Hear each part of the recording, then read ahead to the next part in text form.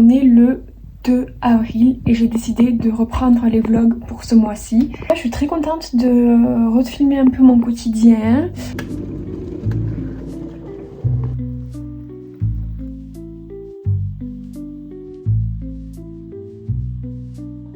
Vendredi, c'est mon jour de repos. Vendredi, je fais rien du tout par rapport au travail. Désolée si vous voyez cette vidéo et que je n'ai pas répondu à votre mail. Dans mon canapé pour vous parler des favoris culturels du mois de mars. Pour commencer, j'aimerais discuter un peu des films. Ah et oui, il y en a deux. Le premier c'est Chicas Triste, donc Sad Girls c'est le titre en anglais, qui est un film de Fernanda Tovar et de deux adolescentes qui vont traverser quelque chose lié à des violences sexuelles. Elles vont traverser ça ensemble et ce que je trouve intéressant dans ce film, réaliste et pas du tout alarmiste dans la manière de présenter les choses, et vraiment un sujet de société qui est important. Donc je recommande vivement ce film. Du Gia de Michael Christopher, il me semble. On parle d'une femme qui devient top modèle et qui est prise dans un peu ce tourment de la célébrité, et ça met notamment en lumière une relation lesbienne, et j'ai trouvé ça hyper beau. Ça touche aussi à des sujets de société qui sont très importants.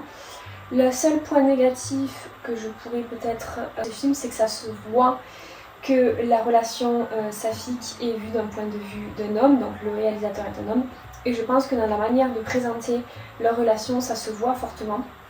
Donc c'est un peu le point négatif, c'est le male gaze derrière la présentation de cette relation. Mais après, il faut aussi remettre le film dans le contexte. Un film de 98, ouais, j'ai trouvé ça très très bien quand même.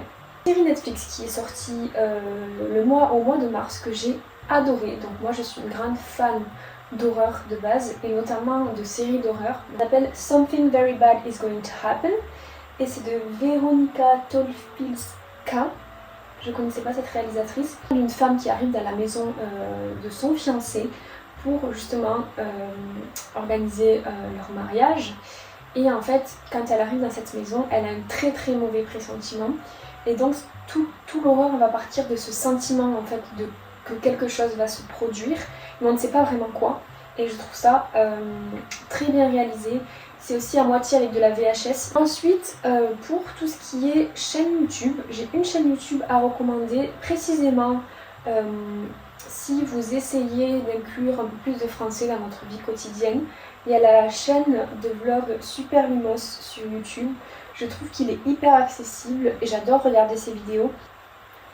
Ensuite, je voulais parler d'un livre qui est en anglais cette fois-ci. Ça va le loup. C'est le livre Carmilla de Sheridan Le Fanu, que j'ai beaucoup apprécié. Donc ce que je trouve hyper intéressant dans ce livre, c'est qu'il date du 19e quand même. C'est le précurseur de Dracula. En tout cas, c'est apparemment l'œuvre qui aurait inspiré Dracula. Et je trouve ça très bien écrit, ça met dans une ambiance qui est hyper mystérieuse, qui rappelle fortement du coup Dracula. C'est quand même un sous-ton saphique que j'apprécie particulièrement. D'un point de vue linguistique aussi, acquérir un vocabulaire qui est plus élevé, tout en étant quand même assez accessible je trouve par rapport au niveau de langue.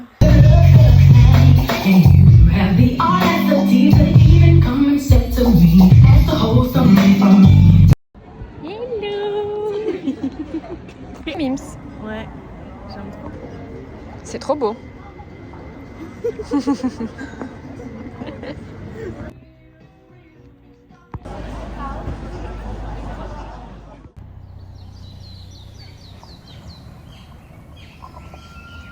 On est samedi matin. Normalement, je travaille le samedi matin, mais là, mon cours a été annulé. Donc, je vais en profiter pour des missions que j'ai. Je dois aller chercher à manger pour Balou, et surtout, je vois une copine ce soir et j'aimerais bien lui offrir un bouquet de fleurs. Donc, je vais voir si je peux trouver ça rapidement.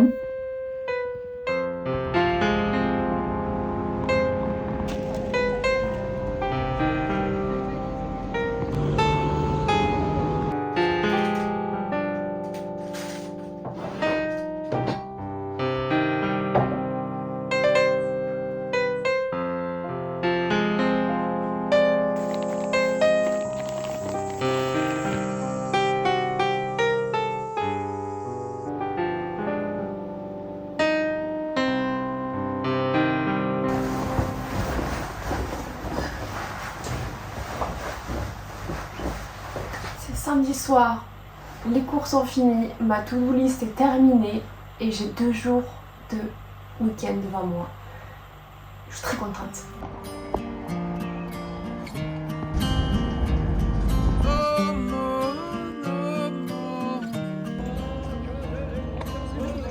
Can't believe the news today. I can't close my eyes, make it go away. How long must we sing this song? How long, how long? Hello, on est dimanche, j'ai passé une journée trop bien. Le week-end d'anniversaire d'une copine. Hello bébé. Et en fait, du coup, hier soir, on est sortis tranquillement, on a juste boire un verre.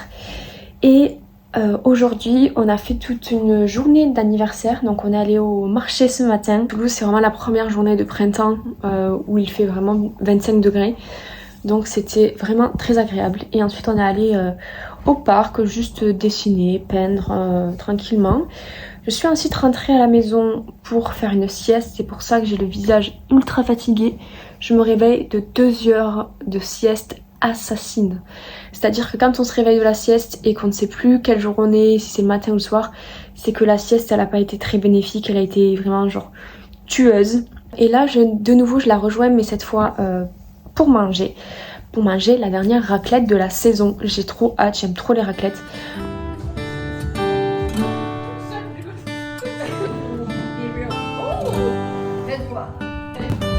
Comment sont réparties les chaises? Moi je suis là, ou c'est quoi? Oui, Esther et toi, on peut pas aller là. D'accord, et c'est que je comprends qu'on peut pas aller là.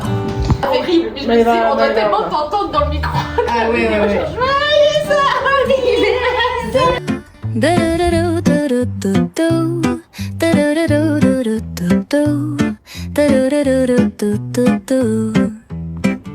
The sun is shining bright like a colorful. J'ai envie de parler de l'amitié. Parce que l'amitié, pour moi, c'est vraiment quelque chose qui est au centre de ma vie. On grandit, plus on devient adulte et plus on dévalorise l'amitié. En tout cas, on la place dans un coin un peu secondaire de notre vie, au profit des relations amoureuses. Ce qui est moins le cas quand on est à l'école, à l'université, etc. Et moi, je refuse totalement de faire partie de ça. Pour moi, je veux vraiment mettre l'amitié au centre de ma vie. Et c'est vraiment un parti pris que je veux implémenter dans ma vie tous les jours. C'est vraiment maximum mes amis. Et une réflexion que j'ai eue quand j'ai regardé les écrits de Lagrange, donc je vous mettrai son livre. Et il disait qu'en fait, la société dévalorise complètement l'amitié au profit des relations amoureuses. On construit toute notre vie autour des relations amoureuses. Donc on va construire un foyer autour d'un couple, on va construire une famille autour de ce couple aussi. Et en fait, on va structurer toute notre vie autour de cette notion de relation. Et on va relayer au second plan l'amitié. Et lui, il était très radical sur le fait qu'il voulait vivre avec ses amis, qu'il voulait mettre ses amis au centre de sa vie plutôt que ses relations amoureuses. Et précisément, quand on est dans la communauté LGBT, l'amitié a une autre... l'amitié, c'est aussi la communauté. Donc c'est une réflexion que je trouvais totalement pertinente et qui m'a fait beaucoup réfléchir sur comment je vivais mes amitiés et aussi la place que je leur accordais. Et précisément les amitiés féminines qui ont été longtemps relayées au second plan comme quelque chose d'insignifiant et voire même négatif parfois quand on voit comment sont dépeintes les amitiés féminines, notamment dans la culture populaire, comme étant toujours une forme de concurrence, etc. Moi, c'est important de nourrir mes amitiés féminines et d'avoir des liens très forts avec les femmes autour de moi que je trouve formidables.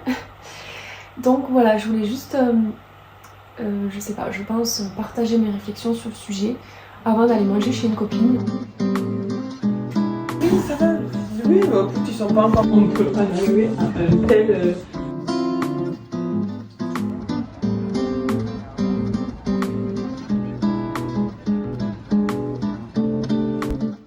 Hello. Ça fait trop longtemps que j'ai pas filmé, il y a une grosse ellipse de une semaine, je pense. On est le 15 avril et en fait, ce qui s'est passé, c'est que j'ai eu beaucoup de travail et donc j'ai arrêté le vlog pendant quelques jours. Le temps de me réorganiser, de travailler. Et surtout, alors j'adore mon travail et surtout j'adore parler avec les étudiants, j'adore tout ce qui est préparer les cours. Ça, c'est des choses dont je suis passionnée dans mon travail et c'est top. Mais il y a toute la partie qui ne se voit pas, c'est-à-dire la partie administrative, comptabilité, taxes. Et ça les amis, ça me prend un temps déjà énorme et ça me fatigue. C'est-à-dire que c'est vraiment la partie que je déteste le plus. Donc j'ai fait pas mal de ce genre de choses ces derniers jours, c'est pour ça que je n'ai pas filmé. Donc là je reprends un peu le vlog en début de semaine, donc on est mercredi. Donc je filmerai un peu aujourd'hui, un peu demain.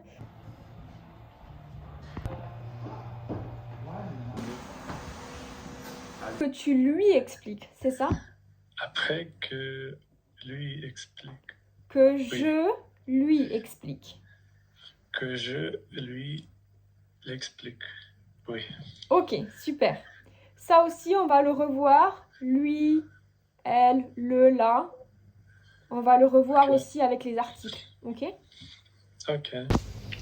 Je viens de voir que j'ai un cours annulé. Bon, ça me rend pas très heureuse. Mais ce qui me rend heureuse, c'est que j'ai en même temps mon colis de mes premières chaussures de pole dance qui sont arrivées au magasin. Donc je vais aller les chercher et j'ai trop hâte de vous les montrer parce que moi ça me rend trop heureuse d'avoir des... Enfin, ça fait presque un an que j'ai commencé la pole dance quand même et je n'ai toujours pas de chaussures de pole dance. Et là, je vais en avoir et je suis trop contente. Je vais vous les montrer, c'est parti. Donc, j'ai acheté des chaussures de pole dance qui sont juste ici. C'est des chaussures d'occasion parce que les chaussures de pole c'est horriblement cher et j'ai pas les moyens. Mais je vais les ouvrir avec vous. Vraiment, je suis trop excitée, c'est Noël. Parti. Tu veux voir, Balou? Alors, c'est des pleasers. C'est des chaussures exprès pour danser. Et je vais les ouvrir. Toi aussi, tu veux voir? Toi aussi, tu veux voir? Oh, elles sont trop belles. Les voici. Voici les bêtes. Il faut que je les nettoie un petit peu. De quoi je vais danser. Elles sont incroyables. J'ai trop hâte. Habituée à les porter, je fais clairement du ménage avec. Voilà, petit ménage en talons, très très haut.